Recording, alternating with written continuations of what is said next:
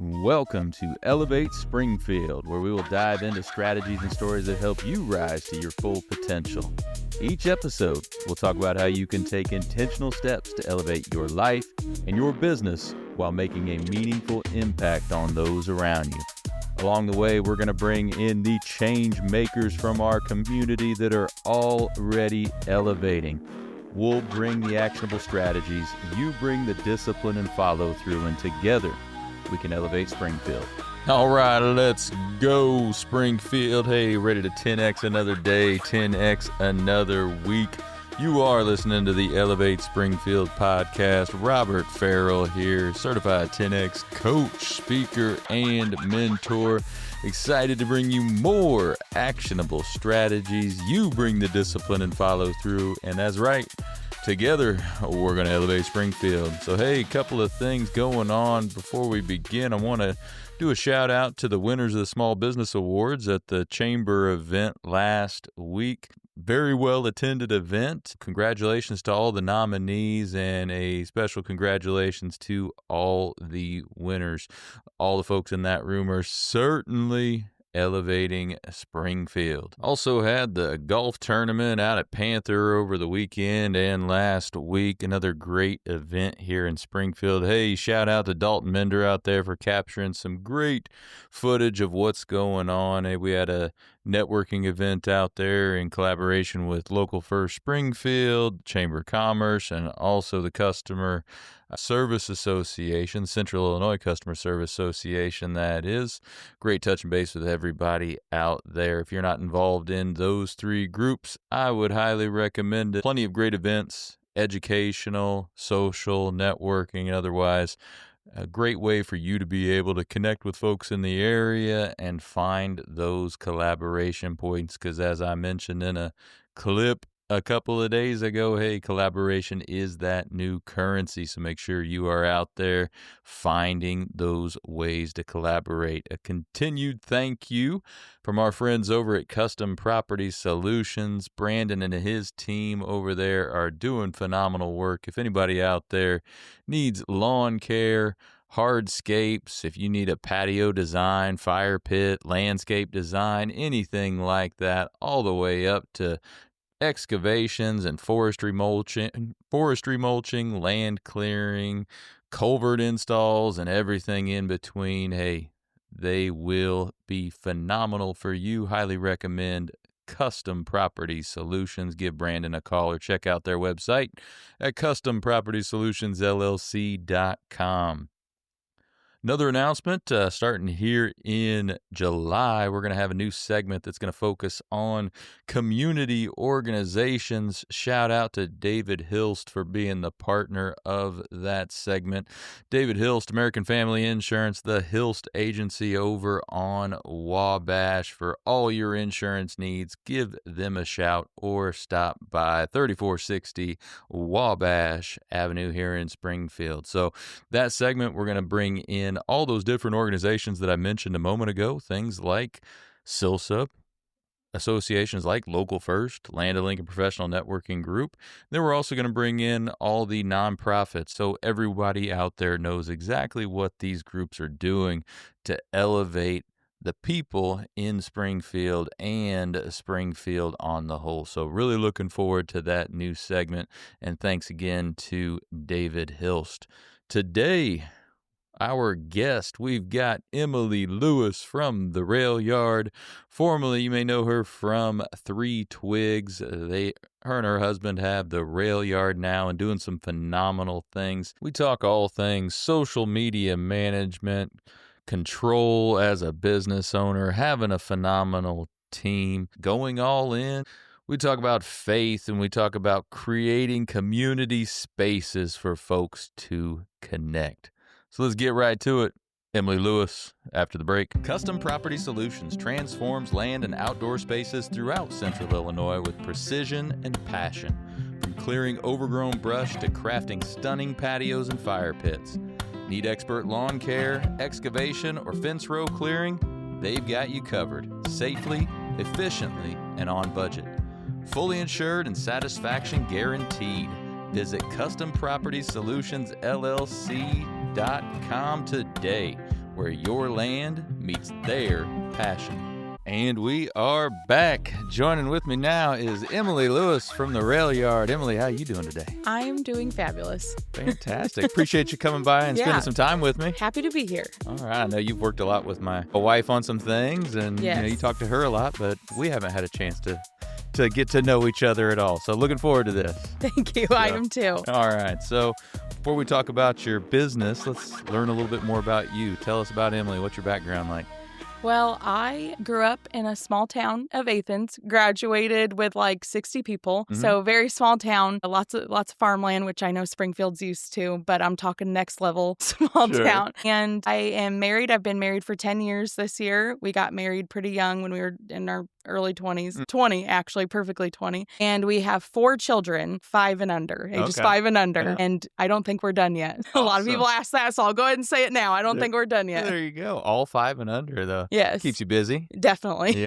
Well, one of our favorite restaurants over the years has been Three Twigs. Don't have that anymore, of course, but let's talk a little bit about your journey to Three Twigs. Yeah. Why'd you do it in the first place? Well, when I first actually met my husband, at that time boyfriend, we were trying to get away from the crowd of drinking. We were both rough kids, I'll say. Sure. Adventurous, rough kids. And we were 19 years old, and we were like, all of our friends party. And we also don't want to just go see a movie and eat dinner all the time. So how can we make date night fun? So we started baking cookies, which probably sounds really lame. A lot of people made fun of us. But fun, though. That was fun for us. To make it interesting, we would have bake-offs with no recipes, like we couldn't look anything up. And we would just kind of come up with things. And then we were like, dang, this is like really good. This might be a secret talent that he gave us. So then we started writing down our recipes and experimenting more, and always in my mom's kitchen. And for about a year, every week, multiple times a week, we were just having fun in the kitchen, cooking, baking, all of the above. And then I was going to college full time, and my husband, boyfriend, like I said at the time, almost fiance, almost to that point yet, was working full time. And I was like, I really want to do this for a job. Like, I think it would be really fun to make money baking. I feel like I'm pretty good at it.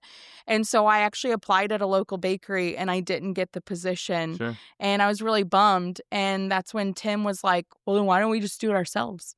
We know what we're doing, right? We're 19 years old, and we could just do it ourselves. We could sell to like our friends and family and go from there. And I was like, well, that's really lame. I don't want to post on social media and be like, who wants these cookies?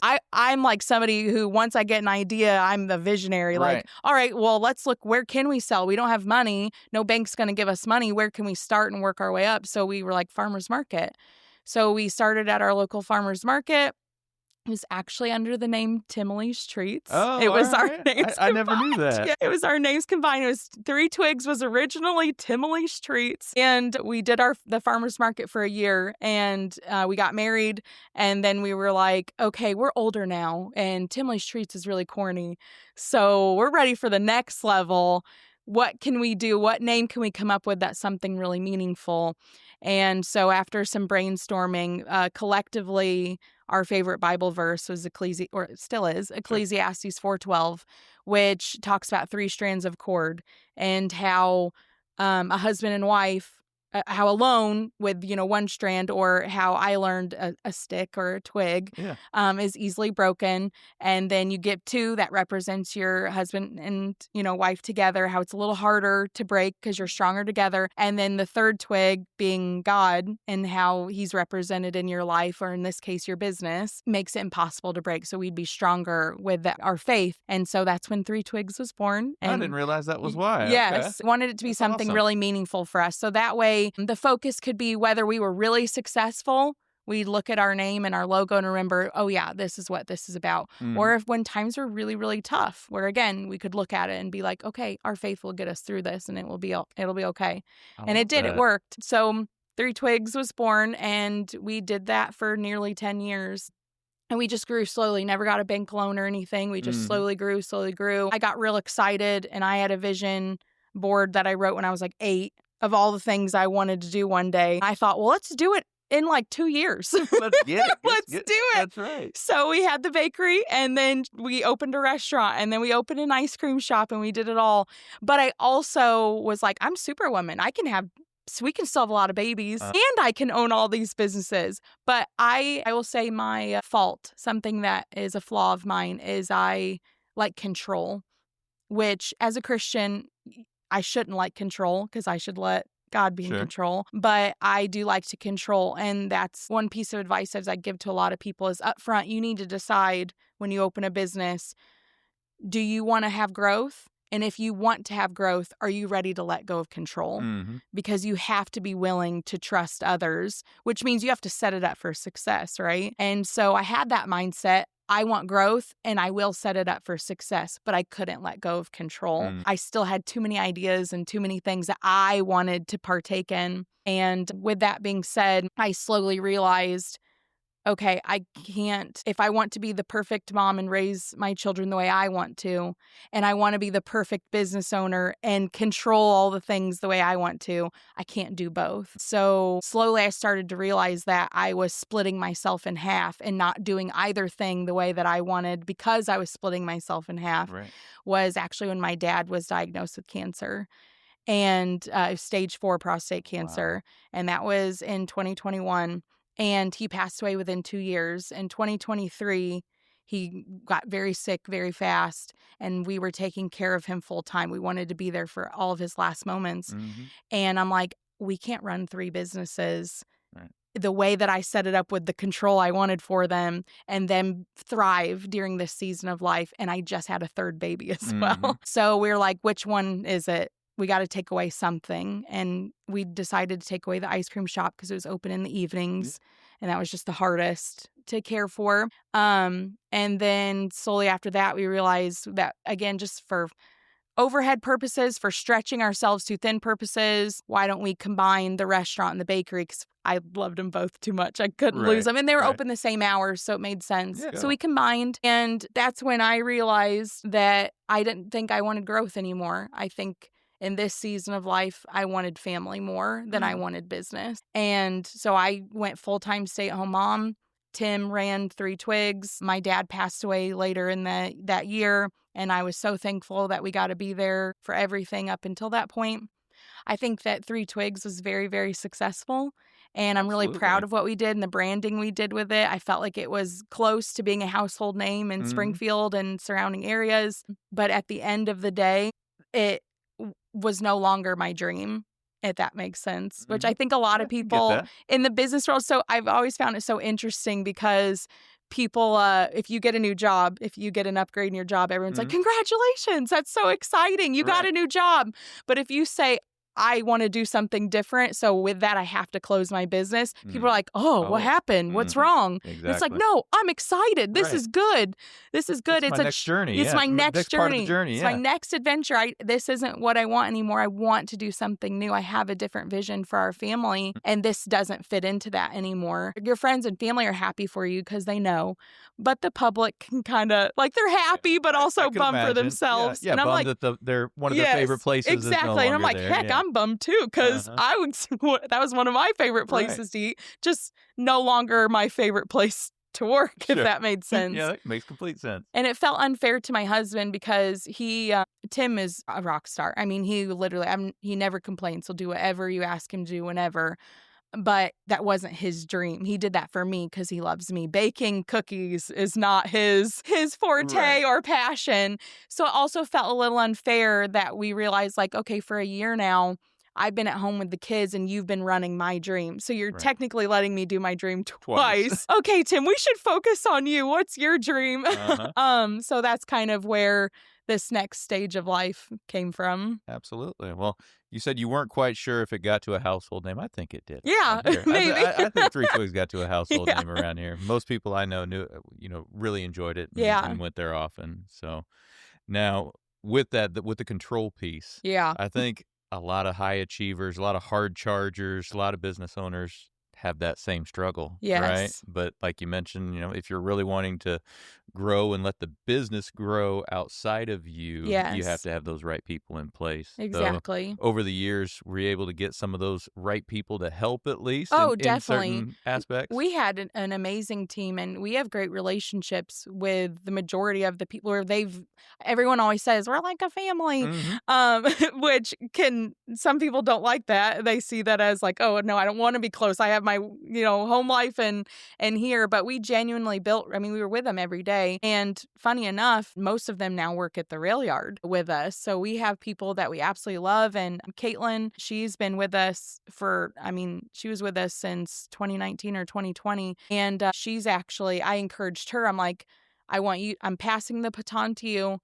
I want you to open up your own place. You have the talent. Okay. You have the knowledge. You've been with us for a long time.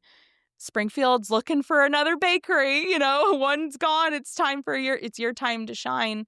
And so she actually opened up Best Day Ever Bake Shop. Oh, nice. And that's at the rail yard. Yeah. Yeah. So I was really excited for hers. And then, like I said, we have other staff that followed us as well that we just really value and would want them. We have some new people as well that have been really awesome too.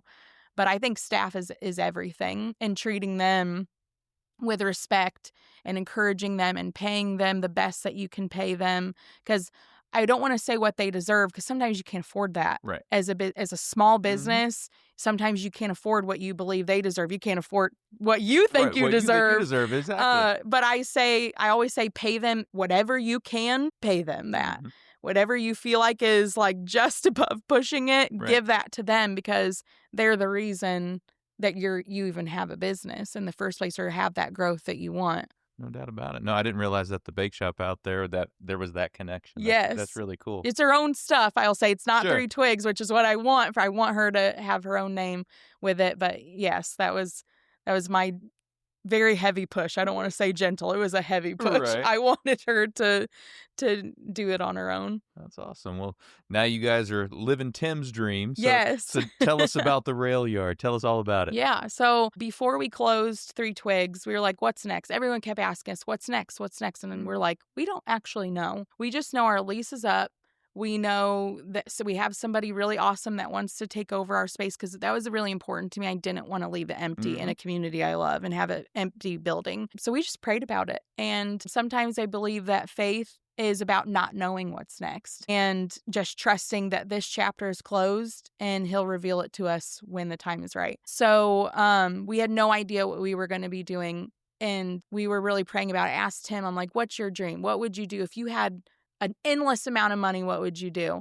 And he's like, well, I'd probably just travel the world. I'm like, okay, not an option. If you want to do you want to work, or do you want to continue small business? Because I know my husband and I know me, and there's no way we could work for somebody else. Right. There's just no way. And we are visionaries, and I do believe that God gave us that gift of being business owners and leaders.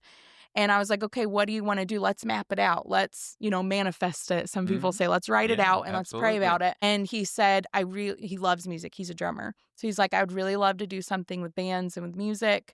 I really love the idea of owning property that we can make income off of as well. Like the property is suitable not only for us and whatever we want to do, but to where we can rent out money. Have tenants as well. Yeah, yes, no which originally was not that idea. His mind was something like where, there are a lot of buildings where you own them and you're the restaurant below, and then there's tenants up top who own it. And that way, that's kind of what I was envisioning with what he was saying. And then he said that he wanted to do a bar. He wanted just a really cool bar hangout spot for people, very different from, Three Twigs, but kind of sounds like man's dream so far. Sure. And I was all for it. He was all for me and my vision and my cutesy little bakery. So I'm all for his, really awesome, different type of adventure.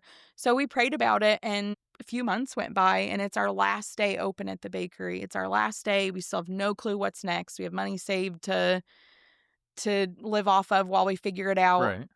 But not much. And so it's our last day open, Christmas Eve. And I actually get a call from a gentleman in town, and I ignored it because I get calls constantly. My phone's blowing up. And I was like, I don't know this number. I'm going to let it go to voicemail. And I did. And it was a gentleman, and he said, hi, my name's Kirk. Jeffries, and I'm just calling because I saw your post and I haven't been able to stop thinking about it since. This is like 3 months ago that we had announced we were closing. So I was like, I don't know what post he's like. Turns out it was that one. For 3 months, he sat and stewed on this post of us closing and saying we didn't know what was next. Right. We just knew it was something great. And he was like, I just wanted to let you know I own a kitchen in town, a commercial kitchen. And I don't know, maybe that's what I'm thinking about talking to you about. But so call me back. Well, I was like, we don't need a commercial kitchen because we're not baking anymore. Right. So I don't know. I'm just going to let that sit. And so we decided that we really needed a vacation. So we went to Disney. After we closed, we got everything out. We went to Disney. And at Disney, my sister's like, what are you guys doing? Like, you've got to figure it out. And I'm like, I don't know. God hasn't revealed it to me yet. I have no clue what we're doing. We've just been praying on it. And I'm gonna obviously do something eventually. But right now, I'm just seeing what happens. And she was like, well, has anybody like called you or anything? Like with any ideas? Maybe with going, we'd consider at one point maybe doing a smaller scale bakery, which I think was still me trying to shove my dream in there somewhere. Sure. But and then I was like, well, funny enough, I actually got a call from some dude that wants us to come look at a kitchen. Yeah. And she's like, who is it? I said, I have no idea. I forgot his name. And I end up Googling his name and it shows up the rail yard. And I was like, that's interesting. That's not what he called me about. But I was like, when we get back, I think I'm going to give him a call because maybe that's the light bulb all along. Maybe there's something with that. And not a lot of people know this, but Kirk and his wife, actually, it was a retirement project for them. And they ran the entire thing. So there's enough for 6 different things. They didn't rent out those spaces. They did those spaces themselves. Okay. And so when I present this idea to Tim, like, I'm going to call this guy. He owns the rail yard. They abruptly closed last year. I bet they're not reopening. Right. So I wonder we can go talk to him about. And Tim's like, why in the world would you want to do that? We're talking about slowing down and being with our family more, and you want to run 6 different concepts? Right. I'm like, no. This is your vision, Tim. This is your idea. There is a stage there. There are multiple different little units. Tenant space, maybe not this tenant space we thought of, but nonetheless tenant space. And that cafe they had, it's a super cute, it was a cafe coffee shop there before. And I was like, that would be a cute little bar. I was like, it's everything coming together. And so we were like, okay, let's go home and let's go check it out. Let's call this guy. So he had no idea that I was he's thinking he's about to meet with people to talk about kitchen space, probably. Space, yeah. And so I just gently was like, so what's going on with the rail yard? This is a really awesome kitchen, but what's going on with that? What's going on with that? And he's like, well, I mean, it's just a lot for a retired couple, more than we anticipated. And we don't really know how to work social media very much. You know, they were just so sweet and so precious and very honest that, you know, they had this big vision for Springfield that they wanted to bring here, but they don't believe they're the ones to run it. And he said, it would be really cool to find people who know what they're doing, who have the experience, who want to run it. I just don't want to be the one to do it anymore. And I was like, but so what'll happen to it if that doesn't, if we're not interested in it? Because he was like, I'm not looking for anybody. I'm happy you brought it up because I was going to talk with you guys, because I do think you guys would be have the vision that I originally had and actually bring it to life. But he's like, no, I'm not talking to anybody else, and it's just going to sit if you say no. So wow, okay. I was like, some people would think like, oh, what a weird ultimatum. But what I saw was, literally a blessing just dropped on us from the Lord. And I was like, okay, like, I'm a firm believer of not saying yes to things right away, because I've learned that's a whole nother ball game of learned experiences through Three Twigs, where you think it's from God, where you think like, oh my gosh, I just got offered this. That must be a blessing. And then it turns out like, no, it wasn't. You just said yes right away because you wanted it to be so. So we are firm believers now that not to say yes right away. Take your time to think about it, pray about it, and go from there. So we did. And about 2 weeks later, we were like, okay, we're game. We're ready. This is what we want. And I already had in mind who we wanted to ask. And with the stadium in particular, like immediately, I really wanted them out there real bad, because there's a nice smoker, and it was originally a barbecue spot, and they have a great following, and I really wanted them there, and nobody would respond to me. I think just because they're busy. And so I was like, I'm determined to talk to the owner, because I hadn't got to actually talk to the owner yet. And I was like, I'm determined. I'm not giving up. I'm not asking anybody else. Like I said, when I have a vision, I see it through. Yeah, absolutely. And finally, when I got through somebody else his actual number, he didn't even come look at the space before he said yes. Oh, he was all in, right? All right. All in. And so I just feel like the people that we have there, everything is just, there's a lot of things where people, I'm sure, and listeners will be like, this sounds too good to be true, but it's true. And so far, it has just been awesome. And the people there have been awesome. The overhead, because when you own it yourself versus, rent the overhead has been amazing. I highly recommend owning versus renting if it's something that you plan to be within that space long term, of course. Right. Three Twigs required a lot of us. It was scratch baking, which is a task in itself. Scratch baking, it was a restaurant, it was coffee, it was everything. And we were doing it all ourselves with our staff. In this scenario, we still get to bring pieces of the puzzle of many different things in a variety to Springfield without it having to be us. It's other people involved, and they can simply rent it from us, but we still get to be a part of it, right? And be a part of bringing it there. And then also, there's no scratch bake. Our menu is much more simplified. It's things that don't have to be prepped days in advance, and involve these tedious tasks. We can have something that's more family friendly for our family, if that makes sense. You still do some scratch baking at home, I would imagine? All the time, yeah. I like to keep a lot of fresh pastries around because I'm very hospitable. So just in case somebody pops in, I'm always ready to send them with treats. I also make a double dinner every night just in case people stop in. For that reason. So I can have a meal ready. In case we have guests, yes. Awesome. Because if people pop in or something or drop something off, people are always like, oh, no, I don't want to impose. But it's like, no, I literally have plenty. There you go. You can feel comfortable right away knowing there's plenty of food for you, too. That's amazing. So you mentioned a couple of them, but who are the other partners out at the rail yard now? So Tim and I have, well, obviously the rail yard itself, but we have the Drinking Well, which is the bar, and then the Meatball Guy, which is Tim's meat and potato vision coming to life. That's his ideal food category. We were just there the other day, and my daughter's got stuff from him. His place. Super good. I'm biased, but it's super good. And then we have El Dorado, which is Mexican food. It's personally our favorite Mexican place in town. We always go to Toronto Road. It's worth it for us. It's further away for a lot of people, but I'm like, so worth it because it's quality. You can tell like what they put into it. And then the Stadium Smokehouse is our barbecue spot.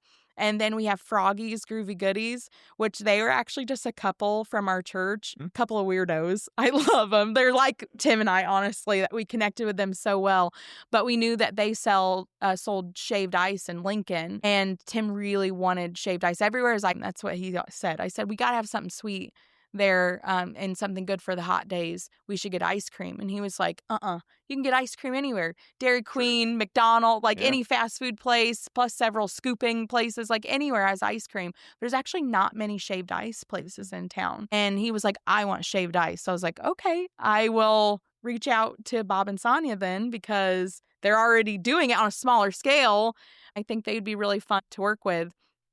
So we reached out to them and they'd make the best shaved ice and they have dye-free options, which is also really important to us too. Very important. So again, just all around people we really wanted to work with. I didn't realize they had dye-free options. Heck That's pretty cool. I know. I love it. All right. They make some pretty cool donut concoctions there too, yes, right? that too. It's like basically just like carnival food. Right. That's like has the mini donuts like you get at the fair with the strawberry, like a strawberry shortcake type thing on top. It's the best. Yeah.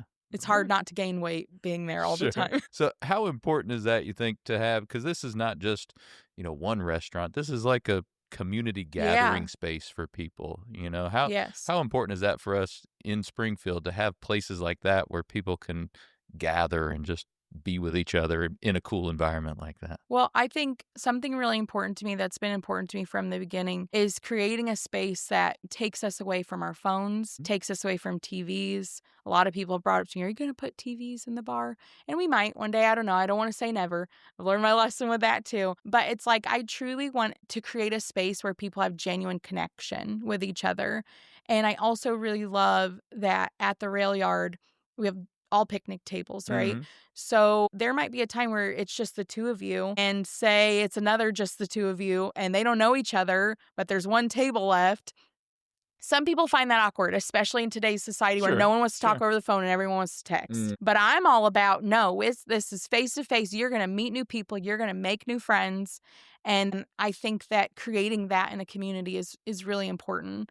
I've had so many people share their stories over the years of Three Twigs, and especially having a place that's family friendly and a place for moms to take their little ones during the day that are stay-at-home moms and stuff, and or homeschool kids or whatever, tell me that they became best friends at Three Twigs.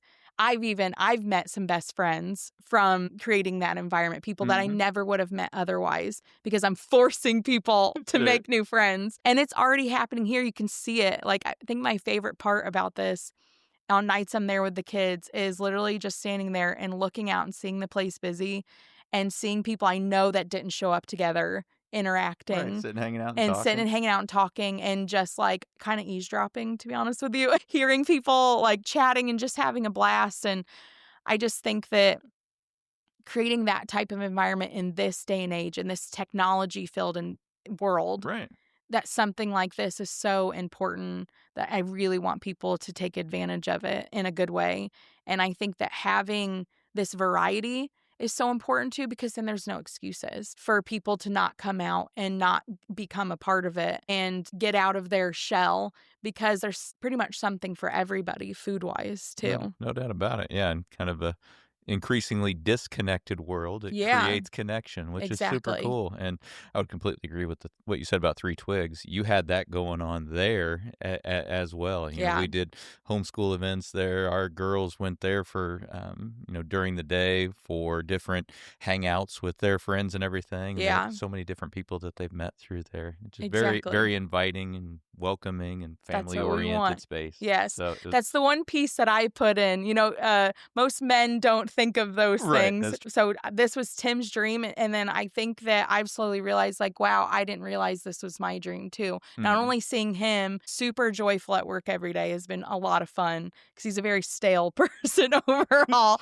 So even the staff was like, I saw Tim smile. Like, it was so he laughed today. He's having fun. Like, he's having so much fun. And he has found really his element and, you know, where he feels like he belongs and feels really good about. And then also I got to still bring in my piece as well, which was the little playhouses to create a family-friendly environment, doing all these events, which I absolutely love, planning events. So my heart is still just as much in this as it was Three Twigs, but I don't physically have to be there anymore. These are all things I can do and handle behind the scenes. I do want to thank Tim. He was there. We did Games and Grub with our homeschool group at your place at Three Twigs quite a few times, and he was always back there doing the fries and cookies and different things. He's a jack of all trades. He really is. Yeah. He just doesn't want to get paid to do cookies anymore. Just for fun now. Absolutely. So when you were continuing with the vision of the rail yard, putting everything together, did you go to any, some of the bigger cities have somewhat similar things? Did you go to any place and say, hey, let's get some ideas and check some stuff out? I so wish I could say yes, because I said that. I was like, we should plan a trip to Chicago to or St. go Louis look at all these places, right? But by the time we were all in, we were broke. Just being totally honest. I think owning a small business is such it's a lot of hills and valleys, especially when you're learning. And I will say, even though we've been small business owners for the past decade, we are still learning. We didn't have people to really teach us. We didn't have cash flow. We've still to this day been all about no debt. And so we have to do things as we can afford it. And so we had a little bit saved to get through, and we used it to go all out to open this place and to get all those final details together, to pay staff, to train them to get open. And it's a lot. It's a lot more than people think. Yeah. I know small business owners will know, but it's a lot. Absolutely. And so by the time we could have had the time to go around and explore and look at other places. We were eating box mac and cheese and just trying to, get open to have income coming in again. But that's how much faith we had that this was going to work, is we gave it all. We gave it everything. But I will say I did do a lot of research online. Sure. There's not actually very many. I was kind of surprised. There's not very many of these in the United Really? States. Yeah. Okay. I would say like maybe 15 max. Oh, wow. But that low. I could only find information on like 6. There's one in Orlando. I'll say specifically the outdoor open air. Yeah, because you see like the indoor food hall type places. Yes, like I looked at the Foundry in Right. St. Louis. Like Mhm. that's obviously one that's very well known, at least in this area. Yeah. I would say that most people know about. But this was something so different because there's not an indoor space. Mhm. So I couldn't really learn from them as much because this is a whole new ball game. When you're fully open air, there's a lot more to navigate and to learn and try and figure out. And in Illinois, most people would be like, well, it can only be seasonal. Like the one I found in Orlando, well, that's year round. Yeah, Easy. It's easy. Florida. Mhm. But here's a little different. And so that was a lot to navigate too, and budget wise figure out and everything. But nonetheless, I learned and I did the research. Even if it wasn't in person, I still did the research, took a lot of notes, made my positives and negatives lists and everything.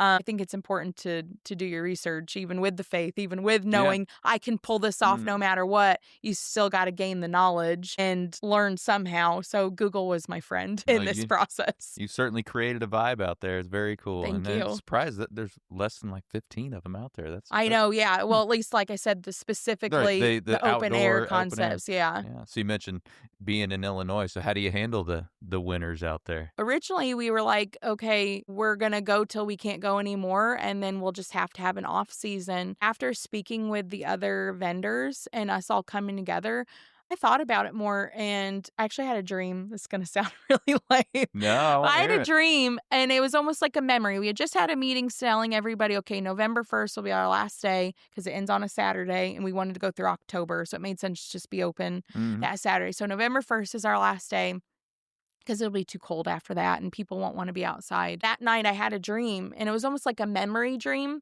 and it was Tim and I in Chicago for New Year's Eve.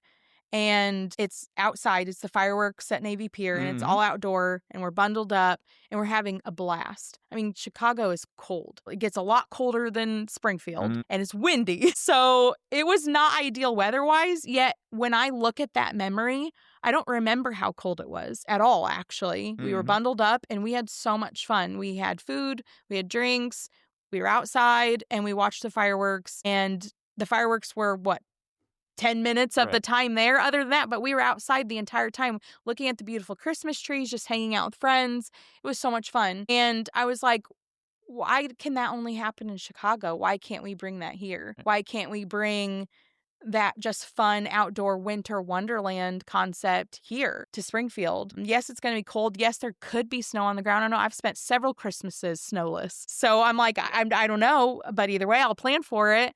But I'm like, there's no reason why we can't get some fire pits, get some heaters, or we even talked about buying one of those tents or domes that's heated too, and still be open through the off season, because we don't want to abandon our staff. We would love to obviously continue to make money too. And we could save all day and save through the season. But my biggest thing was, okay, say we save enough to have all of our bills through what I would call probably 4 months of off season, November, December, January, February, and wait till spring. But it'll all be gone, I'm sure. That'd be a lot to save. And then by the time we reopen again, we're going to be back to the box mac and cheese and trying to survive until we get open. I don't want to do that. I mean, I can and I will, but if we don't have to, if there's a better way to be successful and still continue to create awesome memories for the community in Springfield, let's do that. Yeah. I vote trying that one out. And everybody was all for it. And now we've all been coming up with really fun ideas for the month of November, pumpkin patch vibes, Friendsgiving at the rail yard, Santa coming at Christmas, cookie decorating days, and just beautiful trees decorated and just creating a winter wonderland. And then we're like, we could have a really awesome New Year's Eve party. I've already been looking into fireworks and how we can do that, awesome. with the city working with us and stuff. So I'm like, there's just so many really awesome ideas that like it feels weird even though it's outdoor to like why are we going to let that limit us? Right. There's so much that can be done to create a really amazing outdoor space. Just bundle up, Mm-hmm. get some hot cocoa. Yeah. Have the fire And pits. It'd be yes, amazing. I think it'd be a lot of fun. So basically what I'm trying to say is there are no limitations as long as you are willing to think it out and plan it out. I'm not willing to have people say, well, it's winter in Illinois, we can't do anything. Right. Not an option. I think we can have some fun either way. No doubt about it. I love that. That's Yeah. very cool. You can create some really unique and fun experiences based on Definitely. the seasons. That's awesome. Yes, I Love it. agree. So when you were talking about when you first go into the rail yard, the previous people, they were talking about how they didn't really know how to use social media that much to be able to do it. So I know you're good with all that. So how have one you of my used favorite social? things. Yeah, how have you used social media to help your businesses? I mean, I give Tim crap sometimes when we're like, funny banter because he's not on social media at all, like horribly not good at it and doesn't want to be. He has no interest to be. And I'm like, man, good thing you have me because Right. you'd probably have no customers. But it's because, I mean, I swear I'm not trying to be conceited, but it is just something that I really enjoy is interacting with people and getting people excited about things. And I think using social media to our advantage is everything because most people have social media or get notifications for it or whatever. And so I take that to my advantage. I put everything in the events, plus I make posts about it, plus I do the stories. I think fun graphics are really important. I think doing fun reels that catch people's attention is really important. Yep. And though I'm not very active on social media personally, this is my outlet of my social media talents. Go through the business side of things. Like I think when it involves food, it's actually very easy to get people excited on social media. Oh, it fits right in. They It's eat with their perfect eyes for social media. Yeah, it's no just doubt about it's it. something that gets you really excited. And I love food and I value food a lot. Food is very important to me. There's this scene in Ratatouille. I'm sure you've seen Ratatouille. Definitely. Where the critic was like, I don't like food. I love food. And if I don't love it, I spit it out. And I'm like, not to sound like a food snob, but that's you. me. That's me. I would rather just not eat if I didn't like it. And I have such a value for quality food that a food court is like amazing to me. It's right up my alley. But to get to then be the one to advertise it, that is so much fun for me because people eat with their eyes. And obviously you want it to taste good, right? That's just as important. But I'm not going to get them to get there if it looks not super appetizing. And so it's a lot of fun for me to go to each vendor and to make it look beautiful or to capture that perfect photo with perfect sunlight because that really is important. And I tell a lot of people, I'm like, just because you wouldn't care doesn't mean your customer base won't care. Right. So even if you think that like really shaded, not the best showing the colors of the food is fine, I would say that to Tim probably because Tim does he's like, I don't care about a photo. Snap a quick pic. Yes, Let's go. exactly. But it's like, no. It is so important to have the photo look as real as if it's right in front of your face to really feel like you are actually there because then that captures their attention and gets them to want to actually be there. And then when they do actually come over there, it needs to be how it what is. They saw, right? Yes, that's something very important to me too. I don't play games with that either. Like McDonald's, that people always joke about that. The Big Mac looked beautiful. Yes, and it's like, that's not what I get. And I'm like, no, I want what you see in the photo to be what you get in person. A lot of people too, they kind of play with things and they'll show a garnish in the photo for fun to make it pretty for the photo, but not give them the garnish in person. Right. Like whatever you show in the photo, if you're going to do garnish, give them garnish. If you're not going to give each person garnish, do not have it in the photo. People notice Oh, that. yeah, they definitely notice. Some people will be like, I only came because I saw the watermelon slice or, whatever it is. Like, that's really important. So, again, working with vendors that valued that as well was really important to me, too. You think that's one of your social media, one of your primary drivers of people coming through your doors? Really? Oh, for sure. It might be like the number one. You get people that say like, I drove by and I saw what was happening, which is super fun too. I saw it and I'm like, what's that? And so I stop. But overall, I would say it's our social media. And I would say Please don't think I'm being cocky. This No, is I something I'm love it. proud of. I'm very proud of it. I would say that other than maybe, like chains or something, we have one of the biggest social media followings in town, follower-wise on Instagram and on Facebook. And it's because of the like heart and grit that I put into the importance of capturing Right. people's attention online. And that's not arrogant or cocky at all. That's a testament to your Yeah. hard work. I mean, I do feel like you have the best kind of one of the best communities of around your stuff, We have right? yeah, Yeah, I mean, I think you're really definitely. good at.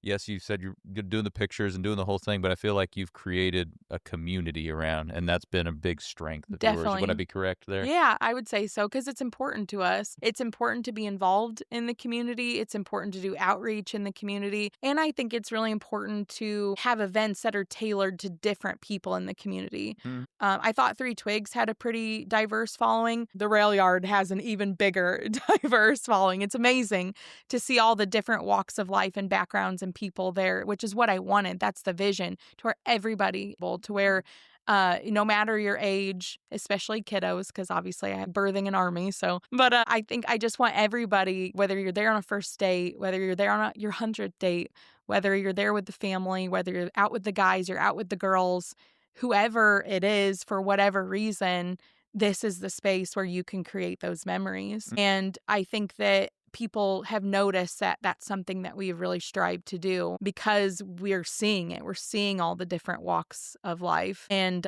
it's just something I think is really beautiful. And when you create those experiences, it's about the little things you do too. Yeah. What are some of those little things you do out at the rail yard, or how you did it at Three Twigs? What are some of those things that just make that experience special? I love that. So I think that the little things, and some people are going to think I'm such a weirdo, but I always say, like, if it's not something I would do in my own home, I don't want to give it to them. So the little things that a lot of people don't think about are maybe, say, for food ingredients. If I'm not going to buy the cheap ground beef for my house, I'm not going to buy it for my guest. Right. Because I don't call my customers, I call them our guests, because they are. Yeah. They're coming into our home for the first time because this space is our home. I mean, we're there half the time, right? So it's like, this is our home, and I want to do those little things. So like the soap, a lot of people, again, wouldn't notice. They'll never know it because they don't see it. But in the foam soap dispensers, I only use a certain type of Oh, soap, I love it. of foaming soap, one that's like, hypoallergenic, which Yeah. a lot of things say that now, but aren't. And you can't see it, I guess, unless if you're listening, but I did air quotes for hypoallergenic because it's like, I actually do the research. So like, I care about the quality of soap. I care about the quality of toilet paper. Most places you go, it's the cheap, just thin little one-ply toilet paper. I don't want that in my home, Right. so I'm not giving it to my guests. And so it's very soft toilet paper. Like for the kiddos, I like to put chalk and bubbles out. Like that's something we'll never make our money back on, Right. obviously. But it's just something that, is just fun for the kids. So I think that because of the fact that I consider each and every person coming, is whether it's their first time or their 10th time, it being an experience where they're coming into our home, those little things add up. They're very, very important to me, just like they would be if you were actually coming over for like a dinner party at my house. I would think about all the little details and all of the garnish and all of the presentation. And it's like, that's what I want for our guests when they come to see us here. Even though it's not some fancy place, which is also not what we want. I feel like if you want every walk of life to feel comfortable in your space, then it's about finding that good place in the middle of making it price wise more affordable, which means instead of creating the menu and then pricing it out, we had to price it out and then create the menu. Sure. So because we didn't want things to be above a certain price point, we had to decide, well, what can we do that's still a good quality but can be at a cheaper price, which Right. is why meatballs came to mind for us personally, because it's something that we can still use local grass-fed beef, but it not be outrageous in price and it still get them full. So That's awesome. We You had to use you humble ourselves in a lot of No, ways. I like that you use local grass-fed beef and everything. That's Oh, awesome. yeah. I mean, I'm very particular with my ingredients on what I eat, Same. and when you're talking about the soap, I love that because I'm very particular Yeah. on the different on soap and all the different Yes. lotions and different things that I use. So Yeah. that's It's awesome. very important to me. Yeah. So you work with like Th local farms around here. Get on Love that. working with local farmers. Yes, that's always been a big thing for us. Even the edible flowers that we use for the Hmm. garnishes on the drinks are made by a sweet farm lady. Well, Farmer Doug delivers them to us every week, but it's his wife who grows them herself. And like I said, it's just the little details that I feel like I should be better about advertising that stuff. Honestly, I just talked out as the queen of social media, Sure. but it's those little details that are just important to me. Even if you don't care about it, I don't care if you don't care. It's important to me. And I want to stand behind my beliefs and my values and my morals. So we follow that through with everything. I love that. No, the grass-fed beef is a big selling point. I mean, Yeah. It it says it made me on the menu, it but made me perk up, yeah, because exactly. that's what I look for when I want to make Yes. sure that I have that. Even though it's your treat, it's still kind of like junk food. It's like better for Better you, th Yeah, junk food. exactly. So, no, that's phenomenal. So all those little things put together create these really memorable Yeah, experiences for people. exactly. That's awesome. I'm gonna jump back a little bit to your, Okay. farmers market days. I'm just curious. So you Yeah. say you did that for, like, a year. Did you just do it here in Springfield, or did you do Yeah. kind of the travel and go to different We farmers markets around? We just did Springfield. We did the two that were in Springfield, the one at the fairgrounds and the one downtown. And we did that for just a year because we had it just the two of us for a while and we weren't quite ready for that growth. And so after a year, we realized, like, crap, we're really busy. Like, this really caught on fire very quickly Mm, with like events because we were doing like wedding cakes and everything, special orders and stuff, wholesale. And we were just like, we can't do both. It just wasn't possible. So we ended up we had a commercial kitchen we were renting in town, and we solely focused on like all the other stuff for a while because it was just too much between the two. And we did that for several years until we were finally ready for our own storefront and could right. afford our own storefront. Sure. Awesome. Yeah, just little baby steps. Anytime we could afford it, we'd move on to the next step. Yeah. And a lot of people, I think, assumed we started off big right off the bat. Most people do. They get out a big loan. They have the Mhm. vision. They get the big loan so they can do it now, but they're not prepared for it. I Right. think us not having the money was the best blessing in disguise that we could have been given because it gave us time to Yeah, you slowly kinda grow and ramp up, slowly yeah. learn Mm, and make hopefully less mistakes. We still made mistakes, but less mistakes, I'll say. certainly. So we've talked a little bit about it, but what are some ways that, you guys think you elevate your clients, your guests, and also the community? I think that not only everything, like overthinking everything, sometimes overthinking is not a bad thing. Mm, Overthinking every element of everything that we do really helps with that because when you don't just say, oh, that's good enough, I hate the phrase good enough. That's my least favorite mm. phrase. If it's not perfect. Okay, I'll say if it's not great, not There perfect. you go, There's there you nothing go. perfect. 99%. I'll never forget. We had an art teacher in high school that didn't give anybody 100%. And being a perfectionist, because he said there's always room for improvement. Right, so So I won't say perfect. I'll learn that. So great. It has to be great. If good enough is not a phrase that I like, it has to be great. And so having that mindset, which annoys some people, but it doesn't annoy the customer. I'll tell you that. It doesn't annoy our guests because they pay for a great experience. People want to feel satisfied with every step. Have you ever been to a place before and you're like, the food was awesome, the environment was okay, right. the staff were okay, or vice versa. The staff was amazing, but the food was Just subpar. okay, yeah. Yeah, some people go back for that though. They'll go back to have the warm and fuzzy feeling if it's subpar food because that's still very, very important.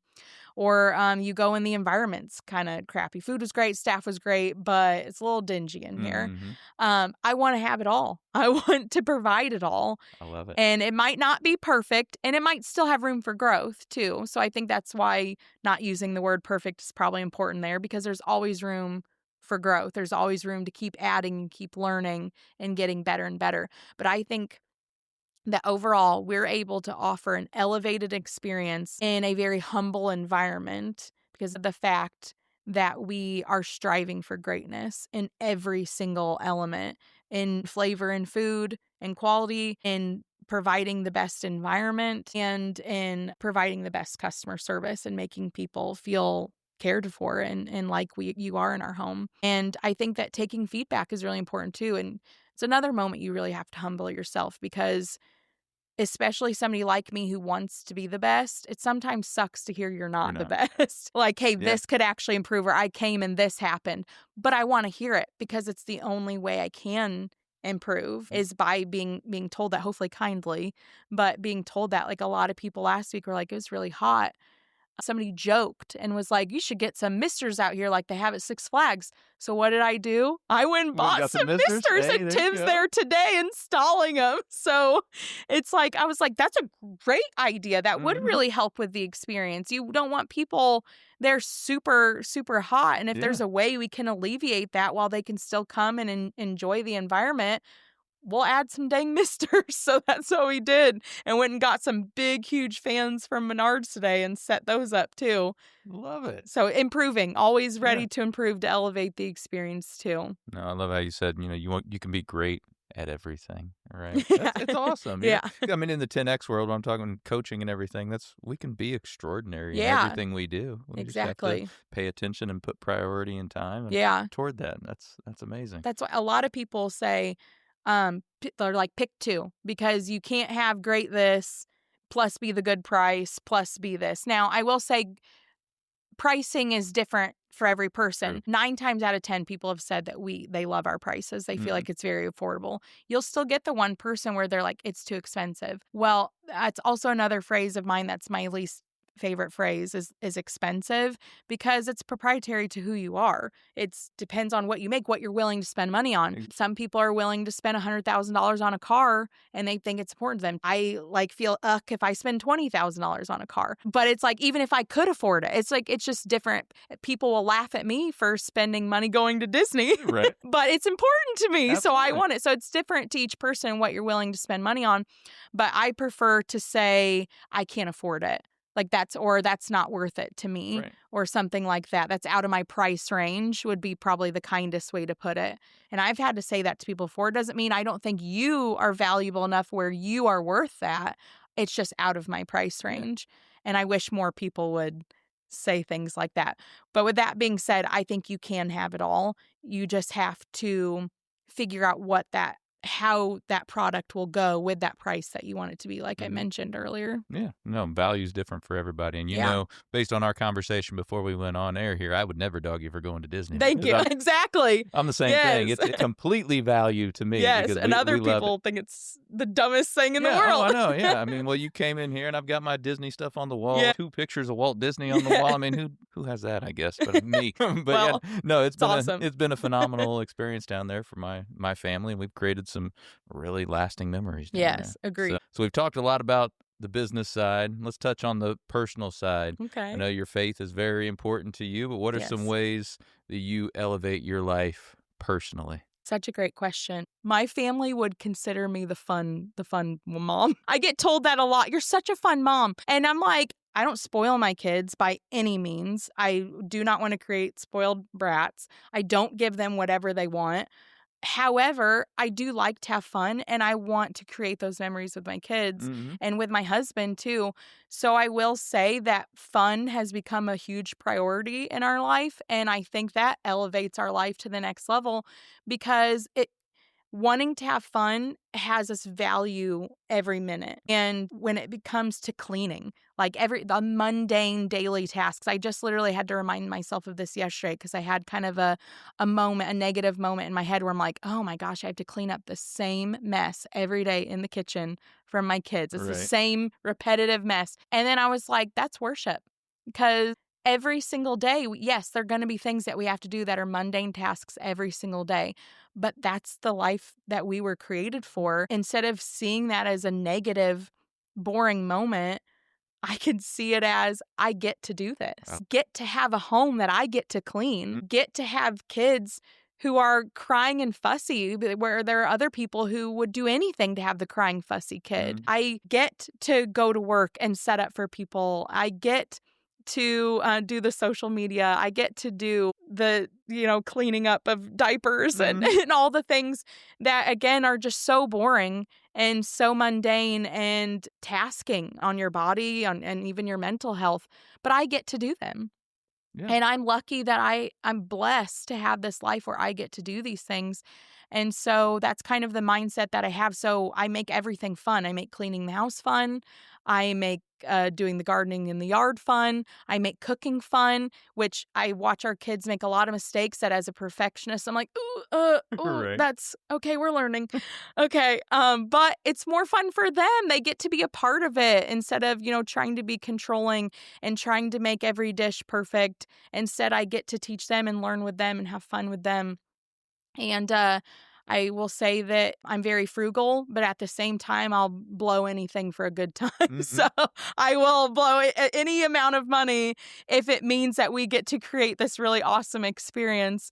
So it's kind of a weird thing of conflicting personalities. I completely get that because I'm very similar to that. I'm never the There type you where I'm go. going to buy a really expensive car, but I will pay up on an experience for experience, vacations yes. and things like that. I will pay up for that type of stuff Yes. because they create these phenomenal memories. But I'm not Exactly. going to spend a ton of money on the things most Yes, of the exactly. time. It's stuff. It's stuff that I don't really care about. A lot of people are shocked to find out we live in just under an 11 square 100-foot house.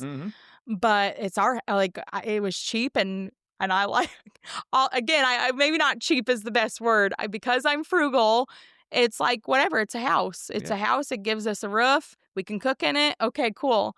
And from there, then I get to save more money to then go live our life. This house is just a house. I can't take it with me in the end. And I'm not saying that we won't move again in the future and maybe have a little bigger of a space. I'd more so care about land. I love the idea of us having our own chickens and learning different types of experiences living off the land. My oldest daughter, Esther, if you ask her what she wants to be when she grows up, it's a livestock farmer. Okay. So I'm like, all right, let's start now. Maybe not where we're at, but eventually. So we're frugal in different ways. And some people find that a bit nutty of us, but we are creating everlasting memories that I will never regret. Yeah. No, there's probably two things that I will without fail pay more for. I'll do the experiences and good food. Food, right? yes! Ingredients. And Yes! I buy all the good ingredients. Exactly. That's what we do. Stuff. It's another thing people look at me crazy. Yeah. Like, you spent $8 on, I don't know, insert food item here. Exactly. And I'm like, yeah, because it's way better. Absolutely. No, it's huge. It's huge. So anything else you do to elevate your life? To keep continuously learning, growing? Definitely. We're involved in a lot. It doesn't stop there with the 4 kids in the small business. I'm a part of the West Side Farmers Market. Yeah, I was going to ask you about that. I want to hear more about that. I thought about wearing my shirt that said it. I'm really excited about being a part of that because that's a vision that I had for Springfield that I'm so happy to see come to life and to get to do it with another group of women and their husbands that also are just as passionate as me about bringing this to the West Side. And don't get me wrong, I absolutely love downtown. I have a huge heart for downtown. I just think that people are stinkers and they don't want to travel to certain places. So I'm like, okay, how do we express the importance of fresh and local and the supporting our farmers? If you don't want to go downtown, fine, I'll bring it to you because they need your support and you need to care about this more. So we'll bring it to you. So that's kind of the vision behind it there. Yeah, no, and there's a lot of people out west that may not go down. Yeah, but or that refuse to. Refuse to go down there. But if it's right there, I mean, tell us a little bit more. It's still relatively new. You've had one day where it's been open. We got another one coming up soon. So tell us what happened on that first day. What all was there, and what can people expect? It was amazing. Something that's a priority to all of us that we agreed on. I'll call it the board of women, is that we wanted everything to be a handcrafted item or hand grown or whatever it is in that regard. We didn't want things that people didn't make themselves, if that makes sense. So it's a lot of farmers, a lot of handcrafted items, fresh honey, fresh fruits, little food vendors too that make scratch items. It's a dream come true for me in a market, honestly. And then the piece of the puzzle that I really wanted to bring was a kids corner. When we went to Hawaii at their farmers market, they had a free kids craft at every single one of them. And I was like, that was really cool and a really awesome memory for our kids too. And it was like themed for depending on, the time of the season or whatever. So like for our 4th of July weekend, when it's July 6th, we're doing an American flag theme craft. But it's free. It's a way to get the kids excited about going to a farmer's market and getting them involved and making them feel like it's something special for them. And I also had a ton of chalk and bubbles. Always have chalk and bubbles. It's just, like I said, that's bringing my heart into this as well. I think that a lot of people don't consider the whole family as the consumer. Right. They just consider the ones that have the money. But my kids are just as important to me, and I'm willing to spend the money on them. And I'm willing to go out of my way to go spend money at an event if it is also tailored to my kids. And Super important. yes. And so that's the piece of puzzle that I brought this is that I really wanted a free kids corner for everybody. So that went really, really well. It was amazing. It was pouring down raining the last hour of it. And even then, everyone was like, we did so well. This was one of the most successful markets that we were a part of. It just felt really good. Like we were really a part of something and bringing something obviously well needed for the community. So very cool. Yeah. So with the West Side Market, anything new coming to the next couple of days? You have new vendors coming? Is it the same set of vendors? What is going on? We're going to run out of room, honestly, with how many people want to sign up for it. Because it's still in the beginning stages of this, and we did it so last minute, honestly, and it still came to life. It's a good rotation of people because some people just signed up for one, other people sign up for all of them. So it is a good rotating amount of people. However, I'll say next year when we do this, if it continues to go well, and we've already had people saying they want to be a part of it on a weekly basis, it will become a weekly market. And we'll keep the farmers because there's not a ton. So it's harder to rotate those. But we were talking about so we can have room for everyone that wants to be involved, rotating out the other types of vendors. And that way it keeps it exciting for the consumer too, because they go and it's not the same set of people every time. No, weekly would be amazing. Yeah, I know. We're within walking distance to where that's at. So we'll be down there a lot. That would be awesome. That's phenomenal. Very cool. So what's on the vision board for either place, Rail Yard, West Side Market? Anything next that you're thinking about? Well, I think, like I said, for the market, it's going to be turning it into a community staple. I think that'll be really important for us and expanding from there. For the Rail Yard, I think it would be really cool to eventually see that place expand as well. I am really excited for its potential, and I love that it's on 6th Street too. I just advocated for the West Side and said we wanted to bring the farmers market to the West Side. It's something very special to me. My dad grew up in the area that we're in his whole life. And so I feel like it's a kind of an ode to him. But also there's not a lot happening new on the other side of the West Side in parts of Springfield. And so it's really awesome to be a part of growth for a different part of our community. And so I'll say that we do have lots of vision for this place and it has a lot of potential, but we won't know until we know because we are limited to a certain amount of space. So you just got to kind of see what happens. And if opportunity strikes, we'll be ready for it. So you said you partner with some other women to make this West Side Market happen. So yes. Who are those other women? Celeste, first and foremost, is the one that really headed this thing. And she's a co-owner of Papo's, and her and her husband own Fed Kitchen. I had already Tim and I had talked about this idea several times of doing it, but never really spearheaded it.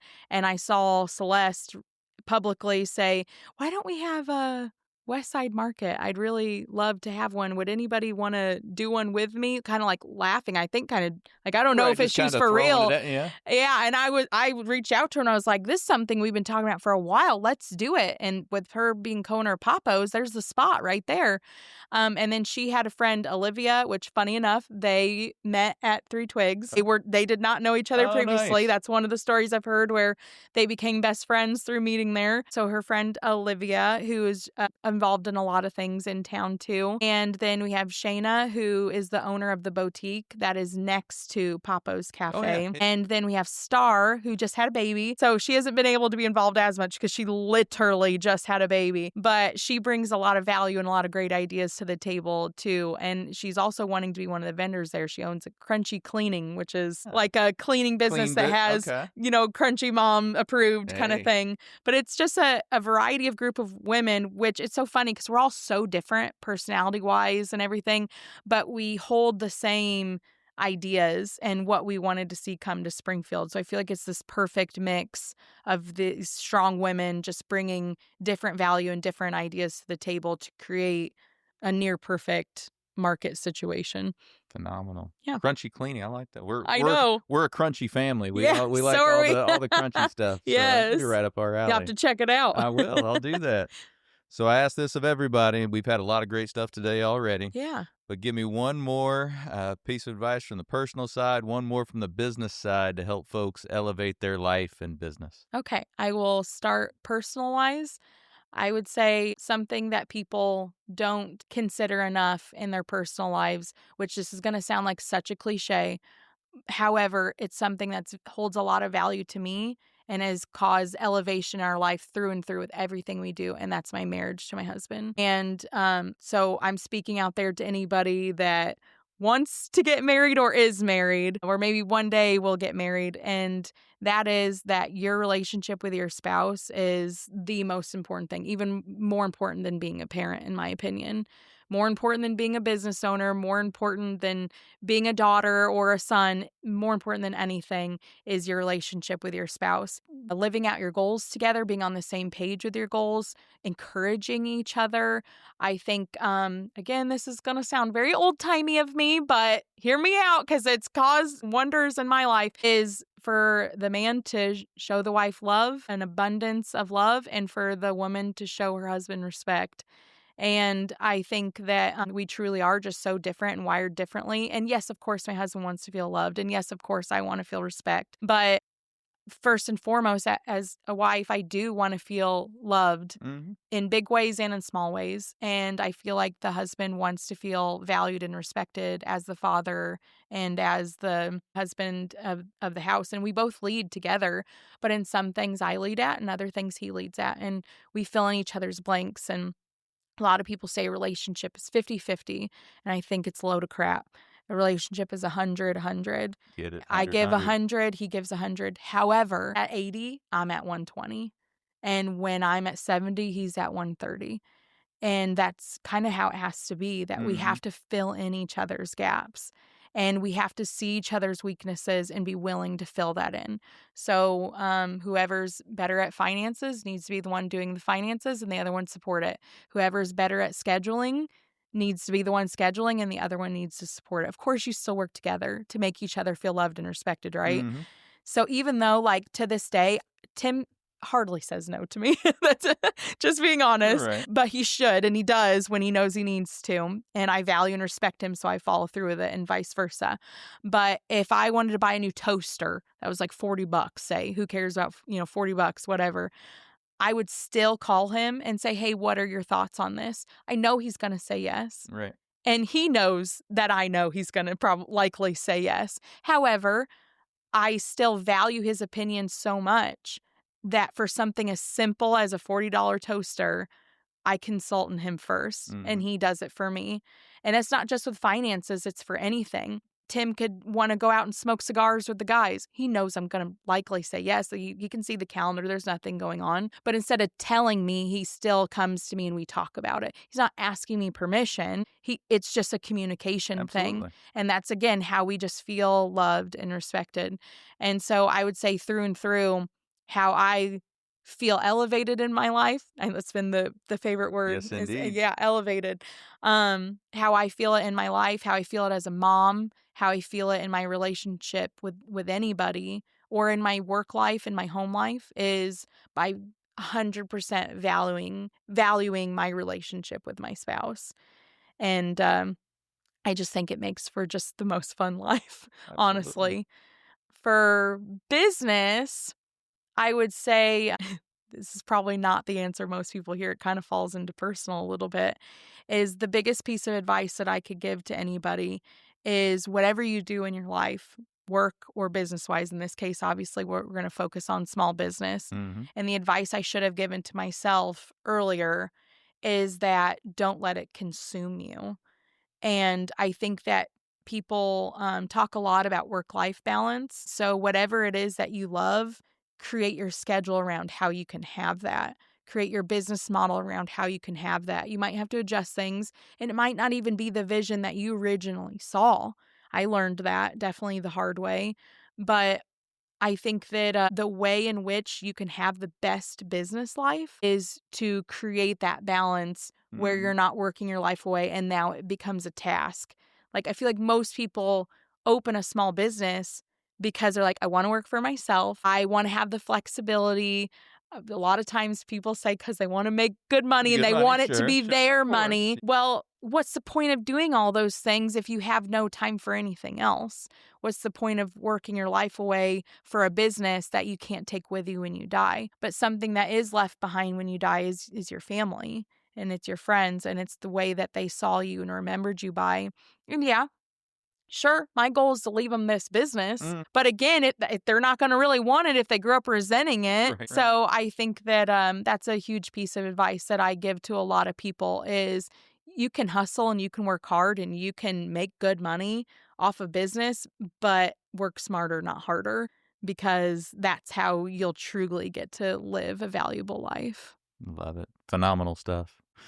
Tell us, somebody wants to learn more about the Rail Yard, West Side Market, both. All the things. Yeah, all the things. Where do they go? For the Rail Yard is the website is www.therailyardon66.com. It lists out all of our events, things you can sign up for. It shows all the vendors, all the menus for each vendor, all the goodies and tidbits. And of course, follow us on social media as well, Yes, Instagram indeed. and Facebook. And same thing for the West Side Market.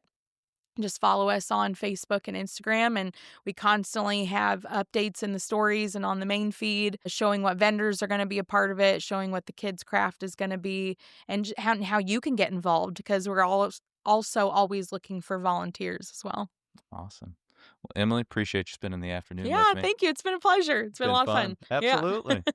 All right. Well, we're going to let Emily get back to elevating Springfield. And for the rest of y'all, we'll be right back. Hey, Springfield, looking for a fresh spot to eat, drink, and hang out this summer? Come on down to the Rail Yard on Route 66, your new go-to food court at 2242 South 6th Street. Grab mouth-watering bites from local favorites like the Stadium, El Dorado, Froggy's Groovy Goodies, and the Meatball Guy. Wash it all down at the Drinking Well Bar, serving up refreshing cocktails and local brews. Plus, enjoy live music, trivia nights, and family-friendly events all season long. Whether you're a foodie, a music lover, or just looking for a good time, the Rail Yard has something for everyone. Open Wednesday through Sunday. Come experience the best of Springfield's local flavor and fun. All right, how about Emily Lewis? Phenomenal stuff, right? Hey, I'm going to keep my remarks brief today, but she had a lot of great actionable strategies that fall right in line with 10X strategies. Hey, the first one, going all in. Remember the story she told about when they were creating the rail yard, they were down to box mac and cheese there toward the end, right? Because they went all in on this new endeavor.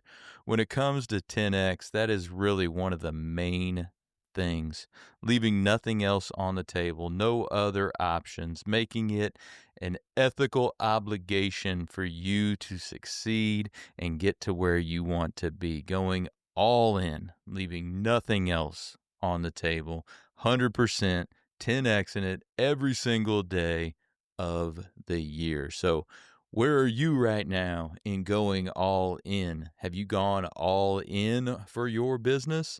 Hey, if not, where could you go all in? Where are some areas in your life that you could go all in? Another thing we talked a lot about was that social media strategy. Emily is very, very good at what she does on the social media front. As she mentioned, they have one of the largest followings around when it comes to restaurants, and that is because of the hard work and the persistence and the consistency that she puts into her social media. So kudos to her. And for all of you business owners out there, or maybe you employees of businesses, hey, how can you take some of that and implement that in your business? She mentioned that's been the number one driver of customers for her. So how can that translate into more customers for you? What could you be doing more on the social media front? How many different platforms are you on right now? Hey, this week, maybe add another platform. Or if you're on most of the platforms already and you're only posting maybe once a week, what can we do to get that at least once a day or twice a day or 3 times a day, right? To become more obsessed with that social media, because the way it is right now, that is going to be the primary driver or one of the primary drivers for your clients. Another thing we talked about is control and how she tried to work through that. And when it comes to 10X strategy, we want control, right? And as business owners and high achievers, I think we all want control, because when you have control, you can make the decisions needed in order to grow, right? So how much control are you willing to have over things? How much control are you willing to give to other folks within your organization? Even if you give control over to somebody else, you still need to have some control over that. You still need to be managing that and monitoring that. We also talked about kind of being unique by utilizing the little things. Remember all those little things that she was talking about? She's talking about the hand soaps and the toilet paper and the garnishes on the plates and all the little things that not everyone will notice, but a lot of people do, right?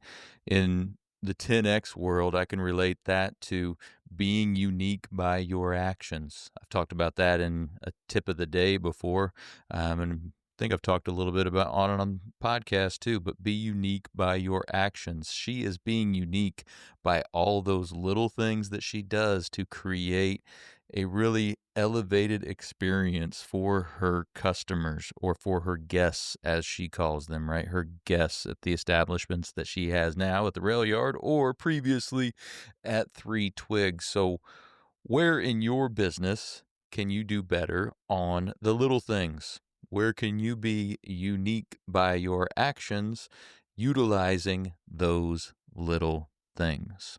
So, a lot of wonderful things from Emily today.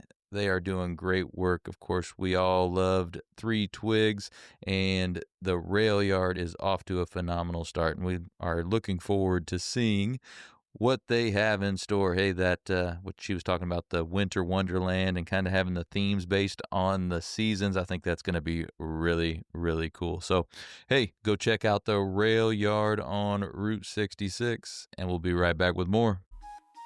Hey everybody, if you like what you've heard so far, hey, join us over on Facebook. We have a group and a page over there.